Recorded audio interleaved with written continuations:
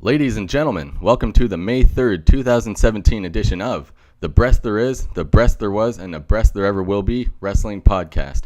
As always, I am your host, Mikey B.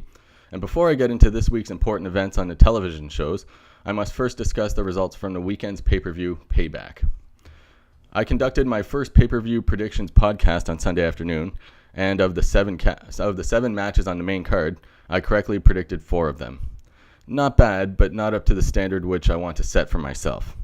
I'll explain the results and also defend my choices. The correctly predicted matches I chose were Chris Jericho defeating Kevin Owens for the United States Championship. I also chose the Hardy Boys to retain their tag titles over Sheamus and Cesaro. I had Alexa Bliss defeating Bayley to become the new Raw Women's Champion. And I also predicted that Bray Wyatt would defeat Randy Orton in the first ever House of Horrors match, though by defeating him with the help of Jinder Mahal and the Singh brothers, it didn't make Wyatt look very strong, which is a pity because he should appear more dangerous than this. Now, on to the matches where my predictions were incorrect. The first one, which I doubt anybody around the world guessed correctly, was Austin Aries defeating Neville by disqualification for the Cruiserweight Championship. I'm sure there were many people out there who chose Austin Aries to win the championship, but like I said before, I doubt anybody expected him to win the match by DQ and not win the title. Neville remains champion for the time being, so this match I can't feel too badly about not getting right, as I'm sure most people got this one wrong. The next match, which I didn't get right, was the fight between Seth Rollins and Samoa Joe. To me, Samoa Joe looks like a legitimately tough guy and is frankly pretty scary. He hadn't lost yet in the main program since he was promoted from NXT, and my feeling was that he would keep winning for a while yet, building up a mean streak. And even though you can see that the company is supporting Seth Rollins, having him defeat Triple H at WrestleMania, I still felt that the best outcome, which would make both wrestlers still appear strong, would be to have either Stephanie McMahon or Triple H interfere and distract Rollins so that Joe would get the victory. In this outcome, each wrestler looks good. Instead, Seth Rollins beats Samoa Joe cleanly, suggesting that Samoa Joe isn't as good as Seth Rollins.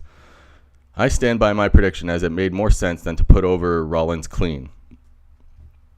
And the main event of Payback, I also was incorrect, as Braun Strowman defeated Roman Reigns. Even considering how destructive Braun Strowman has been in recent weeks, I felt that it was unacceptable to make the man who defeated The Undertaker at WrestleMania 4 weeks ago, possibly ending his Hall of Fame career, lose in his first pay-per-view match since. It's been made abundantly clear that Roman Reigns is whom the company has selected to be the next face of the company.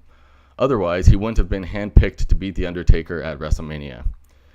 Even though it was a pretty epic beatdown that Braun gave to Roman, it was still just only Braun, one person, tossing him around. Reigns returned to the pay-per-view after a few weeks off, heavily bandaged up, making it clear that he wasn't fully healthy. I bring up the point about it being just Braun who beat him up a few weeks ago because if the WWE is trying to sell Roman Reigns as the face of the company, in other words, that he can defeat anyone, then he shouldn't lose to Braun Strowman weeks after the first beating, at least by Strowman alone. If they aren't including anyone else in the pummeling, then they need to up the ante with what Strowman does to him. This same matchup happened a month before WrestleMania, and there, Roman won clean. So what's changed? The big thing that has changed is that Roman has been elevated to a much higher status, whether or not we WWE fans like it, as a result of defeating the legendary Undertaker. I can see that they might make Reigns lose to set up a third match between the two, and since it looks like they are heading in that direction, to make Roman remain looking strong, you don't make him lose clean to anybody. So the solution then should have been if you make Braun Strowman win this main event at Payback, you make him do it dirty. The result now is that Roman Reigns looks weaker than Braun Strowman, and I can bet that the WWE does not want the WWE Universe to regard Reigns this way. This is why my proposed outcome for this match makes more sense than what actually transpired. Okay, now that we've covered the events of Payback, time to turn our attention to the important news on the weekly episodic shows. As a reminder, I stated a few weeks back that I will no longer be covering every single moment and match from the shows now. I will only cover the important events which advance the storytelling. Having said that, Monday Night Raw opened with our brand new Raw Women's Champion, Alexa Bliss, in the ring surrounded by all the other female competitors on the show. She basically badmouthed everyone, with Bayley receiving the worst of it, before all hell broke out and everyone started fighting. Once order was restored, they settled into an 8-person tag team match, meaning it was 4-on-4. The only major notable moment was that Alexa Bliss and Bayley were the final participants in the match, as Bliss pinned Bayley soundly, likely extending their feud into the near future. Another important segment featured Seth Rollins coming down to the ring and reminiscing about his recent major victories over Triple H at WrestleMania and Samoa Joe from the night prior, before stating that he wants a shot at Brock Lesnar and the WWE Universal Championship. Finn Balor then interrupted him, stating that he was the first Universal Champion after defeating Rollins last year at SummerSlam, so he deserves the shot first. Then, WWE Intercontinental Champion Dean Ambrose came down, saying that he welcomes anybody for a fight to defend his championship. One of the best moments of the night was after stating that he is a fighting champion, Ambrose mentioned how Brock Lesnar is hardly around, and almost as a real cheap shot, stated that, let's face it, he only fights when he wants to. I love this, as I believe that most of the wrestlers who fight year-round must hate how Lesnar strolls in there a few times a year, gets title matches or other high-paying spots, and then disappears into oblivion again. This time it's even worse because he has the top title. Following Ambrose's speech, the three men were interrupted by The Miz. Each of them pled their case to fight Dean Ambrose for his championship, as Dean then phoned general manager Kurt Angle to get his decision.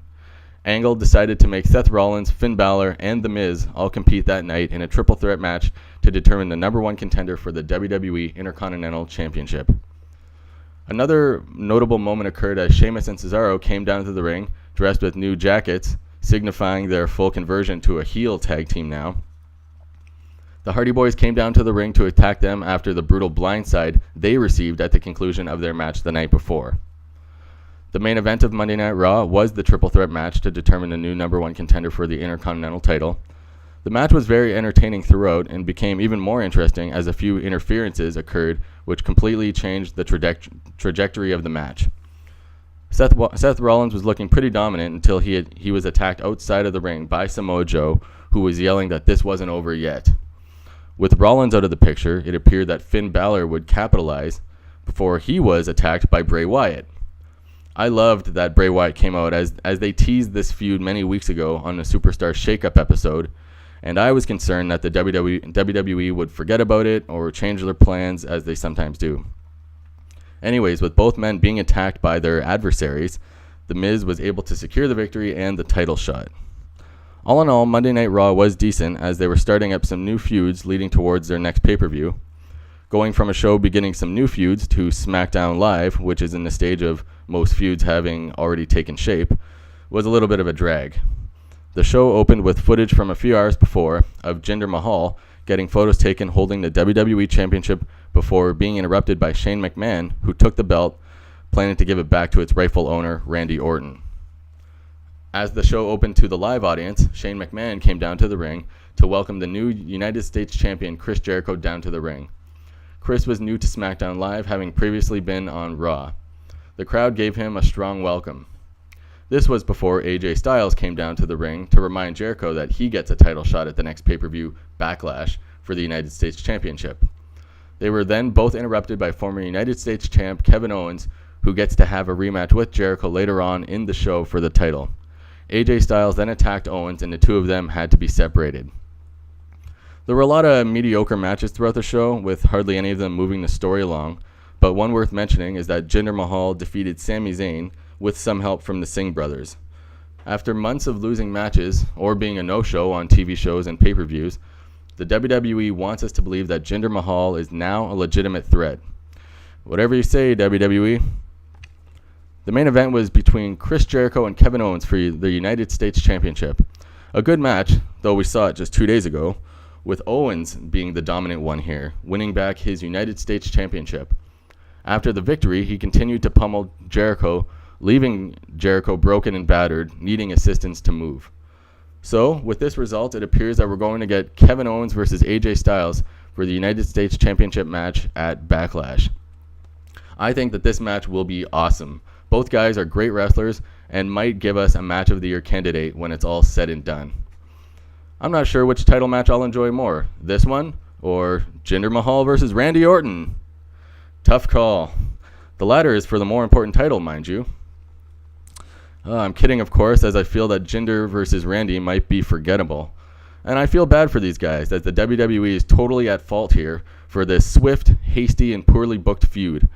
I hope they don't get booed too much and that they deliver with a solid match in the ring. Well, folks, that about does it for all of your important WWE news for the week. If you liked what you heard, please don't forget to subscribe to my channel below.